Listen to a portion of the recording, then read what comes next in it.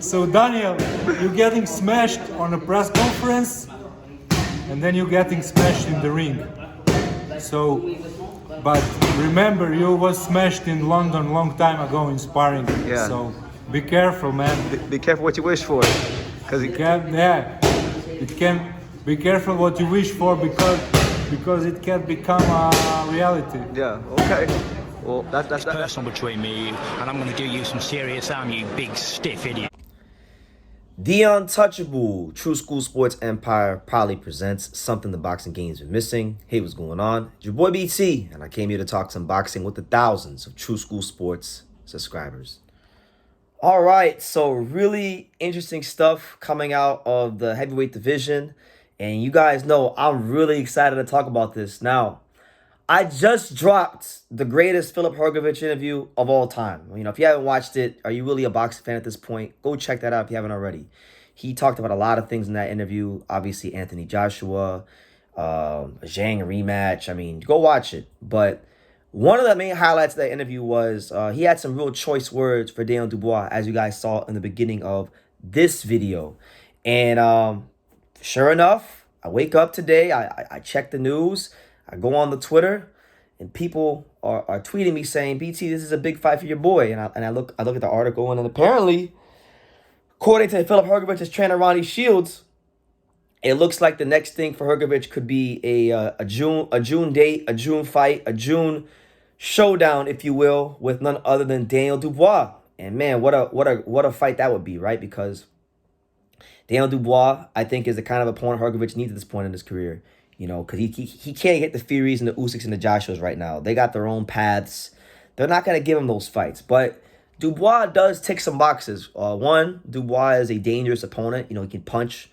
We know Dubois is a name. You know, Dubois is mixed with some of the biggest names in the division, like Joe Joyce, like Alexander Usyk, Jarrell Miller. You know, he's definitely notable. And this is definitely a good fight for the division.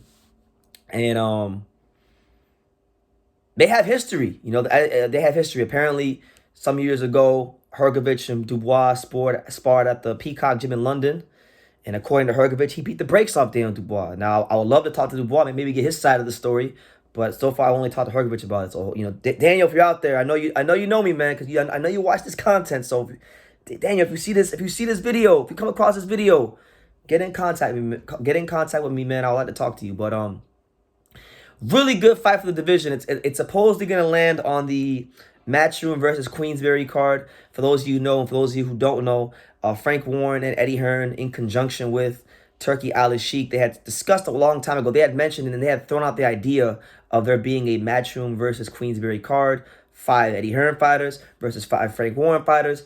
Hrgovic is not solely an Eddie Hearn fighter. Eddie Hearn is his co-promoter. You know, he's promoted by the Southerlands, and Eddie Hearn promotes him as well. So he does fall under the Matchroom umbrella. So it serves that he ticks that box. We know Dubois is just straight Frank Warren. So look for him to land on that card according to the reports. I believe the person that got the news was Joseph Haran from I think his channel's called War and Week Radio. He interviews Ronnie Shields all the time. I've seen some of those interviews before. So shout out to him for getting the scoop. Really excited. Just really excited about this fight, and I'm hoping it comes off because there's been so many fighters, you know, and I've covered every last bit of it. There's been so many fighters that have ducked and avoided Filip Hrgovic and hid behind the business of boxing. So in some cases, it's been guys avoiding him not once but twice. So Dubois just called out Hrgovic a while ago, and like, look, man, it's all well and good for you to say that guys don't want to fight you, but the guys that do want to fight you, when it's someone like a Dubois who's notable, who's got skin in the division, who would make for an exciting fight, you gotta fight him, you know. So the same things I say for Subriel Matias, who can't get the fights with the champions, but you know the guys like Michel Rivera and Ellis Rodriguez want to fight him, and they can't come to an agreement.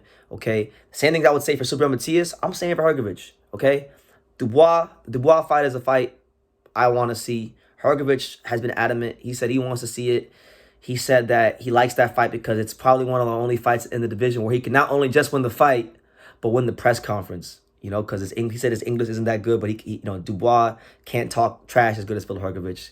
You know, so as far as that fight stylistically, you know, when you look at the fight, you got Dubois, who under the watchful eye of Don Charles, I thought he scored a very legal shot. I thought the punch was just fine against Usyk, and I really do feel to the core of my bones he should be the unified champion. But look, God is the best of planners. He don't make no mistakes, so it didn't happen for a reason, and he's gonna be a live body against Hrgovic. I mean, this is a big, strong kid. He's got a good jab. He's been learning on the job as well.